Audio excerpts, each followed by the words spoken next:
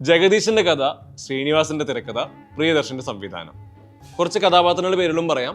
സർദാർ കൃഷ്ണക്കുറുപ്പ്, സർദാർ കോമക്കുറുപ്പ്, ശംഭു, മാധവൻ അല്ലെങ്കിൽ എം.എ. ധവാൻ, ദാമു, ശോഭ, ശിവൻ. മലയാളത്തിലെ all time best humour പടം, കെയോസ് പ്ലസ് ഹ്യൂമർ, പ്രിയദർശന്റെ മാജിക്കൽ റെസിപ്പി, മഴ പെയ്യുന്നു, മദ്ദളം കൊട്ടുന്നു. കെ.ടി. നായരുടെ മകൻ സ്റ്റേറ്റ്സിൽ നിന്ന് വിദ്യാഭ്യാസം കഴിഞ്ഞ് നാട്ടിലേക്ക് വരുന്നു. മാധവൻ എന്നാണ് പേര്, പരിഷ്കാരം കൂടിയപ്പോൾ എം.എ. ധവാൻ എന്നാക്കി. ശ്രീനിവാസനാണ് ധവാൻ. വീട്ടിലെ ഡ്രൈവർ ശംഭു, മോഹൻലാൽ കഥാപാത്രം. വിവാഹത്തിന് മുന്നേ സർദാർ കൃഷ്ണകുറുപ്പിന്റെ മകളുടെ എംപതി മനസ്സിലാക്കാൻ ശ്രീനിവാസനും മോഹൻലാലും പരസ്പരം സ്വാപ്പ് ചെയ്യുന്നു. കുറുപ്പിന്റെ വീട്ടിലെത്തുന്നു കെയോസ്. ക്ലബിലെ കൃഷ്ണകുറുപ്പും കോമകുറുപ്പും തമ്മിലുള്ള പ്രശ്നങ്ങൾ മറ്റൊരു പ്ലോട്ട് പോയിന്റ്. മുകേഷ് മണിയമ്പിള്ള കോമ്പിനേഷനിലെ സ്ലാപ്സ്റ്റിക് മറ്റൊരു സൈഡിൽ.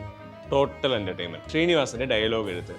ഡോറ് തുറന്നു തരാൻ ഞാൻ പറയണോ എന്ന് ചോദിക്കുമ്പോൾ ഞാൻ അമേരിക്കയിലൊന്നും പോകാത്തതുകൊണ്ട് എന്ന ലാലേട്ടന്റെ കൗണ്ടർ ഡയലോഗ്. അതുപോലെ ക്ലബിലെ കണക്ക് വായിക്കുന്ന സീനിൽ 1000 ചാക്ക് സിമെന്റിന് വെറും തുച്ഛമായ 1,40,000 രൂപ കൊടുത്തിട്ടുള്ളൂ എന്ന് പപ്പുചേട്ടൻ പറയുമ്പോൾ എത്രയാണെന്ന് ജഗതിച്ചേട്ടന് കൗണ്ടർ ഉണ്ട്.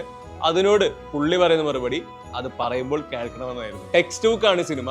ഒരിക്കലും ഒരു 1 ലൈൻ പറഞ്ഞ് സിനിമയെ കൺവിൻസ് ചെയ്യാൻ പറ്റുമെന്ന് തോന്നുന്നില്ല. എന്തൊരു എഴുത്തും making. Why Priyadarshan is a master എന്നതിനുള്ള ഉദാഹരണങ്ങളിൽ ഒന്നാണിത്. പടത്തിൽ ആൾമാറാട്ടം പൊളിഞ്ഞു കഴിഞ്ഞ് ലാലേട്ടൻ ധവാനാവുന്നതും ശ്രീനിയേട്ടൻ ശംഭു ആവുന്ന സീക്വൻസ് കിടലനാണ്. അതുപോലെ ക്ലൈമാക്സ് അടക്കമുള്ള ഏരിയ വർക്ക് ചെയ്തത് ഒരു പ്രോപ്പർ ക്രാഫ്റ്റ്മാൻ മാത്രം സാധ്യമാകുന്ന മേക്കിംഗ്. നമ്മളെല്ലാവരും കണ്ടിട്ടുള്ള സിനിമ തന്നെയാണ്. വീണ്ടും വീണ്ടും കാണൂ, എൻജോയ് ചെയ്യൂ. നിങ്ങൾ വീണ്ടും കാണാൻ വേണ്ടിയുള്ള എൻ്റെ റിമൈൻഡർ ആയിട്ട് ഈ സജഷൻ കണ്ടാൽ മതി.